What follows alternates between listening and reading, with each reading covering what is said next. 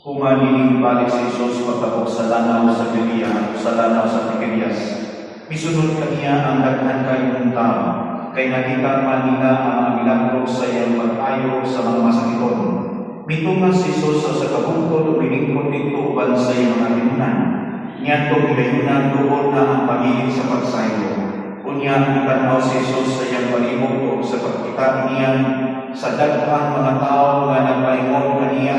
Mingon siya kang Felipe, asa man kita makapalit itong pagkawon alang ining mga tao. Isulti niya kini, aron pagsulay kang Felipe, apan tinuod mao ang nahibato na siya tunsay niyang buhaton. Si Felipe ito ba? Isang palit kita pa makinig balik tuha kagatos ka dinaryo, pilit ba ito ang ipakapon ni mga tawhanan. Usa siya nagtinaan ni si Andres, isuod ni Simon Pedro, ingon kang Isos. Ani ay batang lalaki, dinhi nga may lima kapan, may sibada, o dugang kanistal. Apan magulsa man kini alang ni mga tao. Si Isos ingon kanila, palingkura ang mga tao. May daghang balili nga itong kapitan. Usap ang lingkod ang mga tao na may pinagkanon ng mga 5,000. Unya likuha ni Jesus ang man. Ipasalamatan niya ang Diyos o ipapagapon niya ini nandun sa mga tao.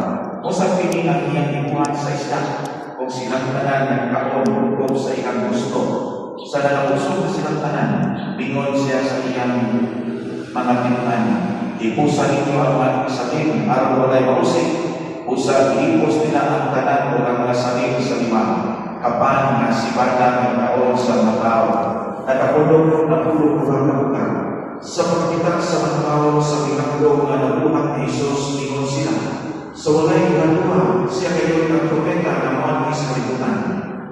Nang kamatikot si Jesus, natutukod sila kaniya o kuhabon siya aron bukson na manimong ilang hari.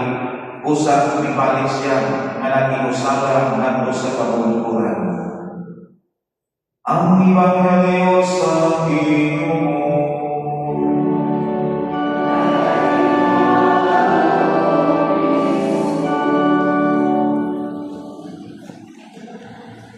May mula sa kanan.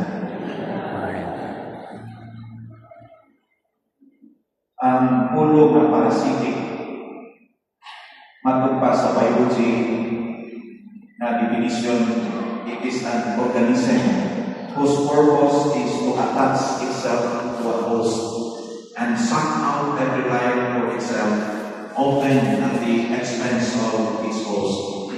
Kasabot, ang parasitic or ang parasite kanang apot sa usa ka mananap o utang na musuyo sa unsay iyang makuha iyang mao iyang impaktan. Parasite dependent ka kana nagsalig lang sa unsay mga sa uwan parasite na ikapoy na pinagay kay ato na kasya sa kasya sa tuwan sa naapoy mga tanong-tanong kung tubo kana parasite nagsalig lang sa nutrient sa kasya na iyang makuha ano mga mananang tayo nakatay alimato parasite na kintakboy na sa lawas musuyo sa dugo musuyo takboy ng kapaw, musuyo ng dugo sa kapaw, ulit parasite kasalig lang sa kaiuhan sa uwan. Muna isunod na some people are like that, na ang purpose sila kinakuha is to get, na ang iyang ginuna kung sa ituha na parasay na ang ilang orientation sa kinabuhi mo ang self-preservation kung sa ito makuha ko ng mga kasubay ko aron na mahayamin ko kana ang higdan na is desperation and helplessness and what kayo mag-imo sa iyong kinabuhi mga biskinado sa kinabuhi magsalit na lang ka sa ulan yes, sa iyong higdan yung ang mga katauhan o mga katauhan o biskinado bisan asa si Jesus mo suway o mo ato magsusunod ang mga katauhan kung nakita nila ang mga milagro na nahimo Jesus ipag-adyo sa mga daghang masakiton niya hindi mo ipag-ilo ng tawa ipag-ako Jesus ang libuan ng mga tao kunya di sa katuwaan ipagkaroon dito lamang sa pinakapan o isda na gidanso sa karbata